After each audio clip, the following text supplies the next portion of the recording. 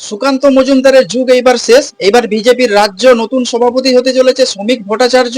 একাদশতম সভাপতি পেতে চলেছে বঙ্গ বিজেপি। 26-এর ভোটের আগে এ রাজ্যের বিজেপির যে মেন বাটন বা ক্যাপ্টেন, সেই ক্যাপ্টেন হতে চলেছে শ্রমিক ভট্টাচার্য। রাজ্যসভার সাংসদ বঙ্গ বিজেপির সভাপতি হিসেবে ঘোষণা করা হবে আগামীকাল আনুষ্ঠানিকভাবে। দিলীপ ঘোষ, সুকান্ত মজুমদারের পর এইবার শ্রমিক ভট্টাচার্য। মঙ্গলবার পশ্চিমবঙ্গের বিজেপির সভাপতি নির্বাচনের নোটিফিকেশন জারি করা হয়েছিল। সেই নোটিফিকেশন অনুযায়ী বুধবার দুপুর 2টো থেকে বিকেল 4টের মধ্যে মনোনয়ন জমা দেওয়ার সময়সীমা ছিল। সেই সময়ের মধ্যে সভাপতি পদের মনোনয়ন জমা দেন শ্রমিক ভট্টাচার্য। আরও একজন মনোনয়নপত্র জমা দেন, তিনি হলেন অম্বুজাক্ষ মোহান্তি, বিজেপির এক প্রাক্তন নেতা। তিনি 2021 সালের বিধানসভা নির্বাচনে পটাশপুর থেকে বিজেপির টিকিটে ভোটে দাঁড়িয়েছিলেন। বিজেপির দিল্লির নেতৃত্ব নতুন রাজ্য সভাপতি হিসাবে শ্রমিক ভট্টাচার্যের নামই প্রস্তাব করেছিল গতকাল। তবে বুধবার দুপুরে আচমকাই মনোনয়নপত্র জমা দেন অম্বুজাক্ষ মোহান্তি। বিজেপির যে সাংগঠনিক নিয়ম, সেই সাংগঠনিক নিয়ম অনুযায়ী সভাপতি পদপ্রার্থীর যে মনোনয়নপত্র প্রস্তাব হিসাবে 10 জন প্রদেশ পরিষদের সদস্যের যে সিগনেচার বা সাইন থাকা জরুরি।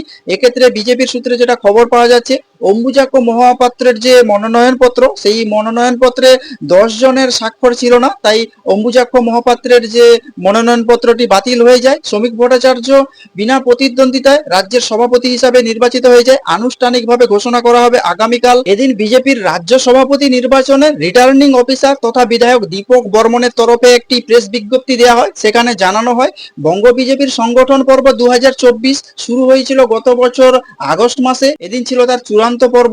এদিন জাতীয় পরিষদের সদস্য হওয়ার জন্য 60 জন নেতা মনোনয়নপত্র জমা দিয়েছে। এই প্রেস বিজ্ঞপ্তিতে আরো জানানো হয়েছে, রাজ্য যে সভাপতি পদের জন্য একটি মাত্র মনোনয়নপত্র ত্রুটিগতভাবে সঠিক হিসাবে জমা পড়েছে, তা গৃহীত হয়েছে।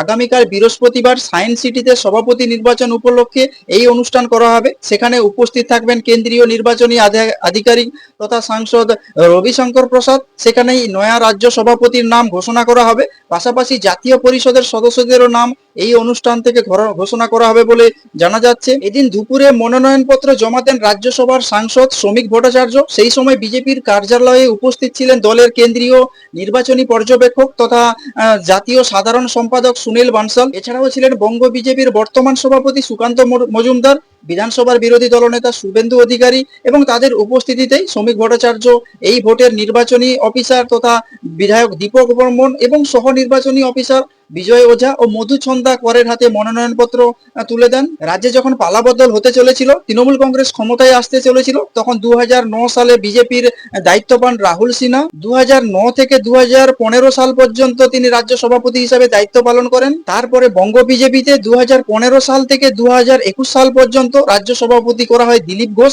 ঠিক এই 2015 থেকে 2021 সাল পর্যন্ত এই সময়টাই দিলীপ ঘোষের নেতৃত্বে বঙ্গ বিজেপি সফলভাবে তাদের যে আসন লোকসভা বা বিধানসভাতে বাড়াতে সক্ষম হয়েছিল। 2021 সালের পর বিজেপির রাজ্য সভাপতি করা হয় সুকান্ত মজুমদারকে।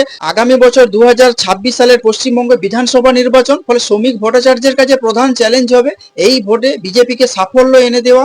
এ রাজ্যের বিধানসভার মোট আসন 294, যেখানে সরকার করতে গেলে প্রয়োজন 148টি আসন। এখানে সরকার করতে গেলে প্রয়োজন 148টি আসন। 2019-এর যে লোকসভা নির্বাচন, সেই লোকসভা নির্বাচনের নিরিখে বাংলায় 18টি আসনে জয়ী হয়। সেই 18টি আসনের নিরিখে বিধানসভায় বিজেপি প্রায় 120টি আসনে এগিয়ে ছিল। 2021 সালের যে তখন বিধানসভা ভোট হয়, তার রেজাল্ট বেরোনোর পর দেখা যায় যে 40টি আসন বিজেপিতে কমেছে। অর্থাৎ লোকসভা নির্বাচনের নিরিখে যে বিধানসভাগুলোতে বিজেপি এগিয়ে ছিল, তার নিরিখে 40টি আসন কমে গেছে এবং 77টি আসনে জয়ী হয় বিজেপি। 19-এর যে ফলাফল, সেই 19-এর ফলাফলের ভিত্তিতে বিজেপি 24-এর লোকসভা ভোট ধরে রাখতে পারেনি। এখন বাংলা থেকে লোকসভায় বিজেপির সাংসদ 12। ওই ভোটের ফলের নিরিখে বাংলায় বিজেপি প্রায় 90টি বিধানসভা আসনে এগিয়ে রয়েছে। এই পরিসংখ্যান থেকে বোঝা যাচ্ছে বাংলায় সরকার গড়তে হলে 26-এর ভোটে যে বিজেপি যে নতুন সভাপতি শ্রমিক ভট্টাচার্যর নেতৃত্বে বিজেপিকে আরো 60টি আসন জিততে হবে। এই মুহূর্তে বঙ্গ বিজেপির রাজ্য রাজনীতিতে যেটা চর্চিত বিষয়, সেটা হচ্ছে দিলীপ ঘোষকে নিয়ে। কারণ দিলীপ ঘোষ যেভাবে রাজ্য রাজনীতি থেকে এক প্রকার সম্পূর্ণ বলতে গেলে দূরে সরিয়ে রেখেছে। মন্ডল সভাপতি থেকে জেলা সভাপতি, যখনই বিজেপির সাংগঠনিক রদবদল হয় তখনই প্রকাশ্যে চলে আসে গোষ্ঠীদ্বন্দ্ব। তো ভোটের ভালো ফল করতে হলে সেই গোষ্ঠীদ্বন্দ্ব বা সব গোষ্ঠীকে একত্রিত করে 2026-এর বিধানসভার আগে বা 2026-এর বিধানসভা নির্বাচনে শাসকের বিরুদ্ধে লড়তে হবে। তবে এই বিজেপি শিবিরের থেকে আরো একটি যেটা খবর পাওয়া যাচ্ছে, শ্রমিক ভট্টাচার্য বিজেপির যেহেতু পুরনো নেতাদের মধ্যে অন্যতম, স্বাভাবিকভাবে যেখানে বিজেপির একটা সংগঠনের মধ্যে সুকান্ত মজুমদার এবং শুভেন্দু অধিকারীকে ঘিরে পুরো পশ্চিমবঙ্গের যে বঙ্গ বিজেপি চক্রাকারে চলছিল, সেইটা ভেঙে শ্রমিক ভট্টাচার্য এই মুহূর্তে রাজ্য বিজেপির সভাপতি নির্বাচন হওয়ার ফলে যে বঙ্গ বিজেপির আদি এবং নব্যের মধ্যে যে লড়াই বা বিভেদ, সেই বিভেদটাকে সম্পূর্ণরূপে মেরামত করার চেষ্টা করবে শ্রমিক ভট্টাচার্য।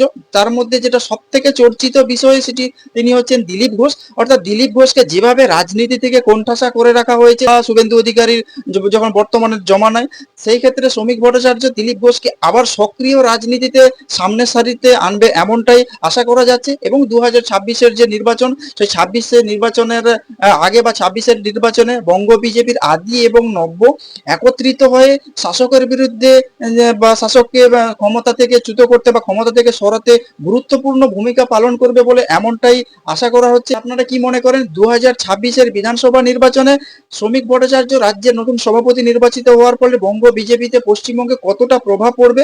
আপনারা যদি এইসব বিষয় নিয়ে কোনো কিছু বলতে চান তাহলে অবশ্যই কমেন্টস বক্সে কমেন্টস করতে পারেন। আর নজর রাখুন নাচিন্দা টিভি।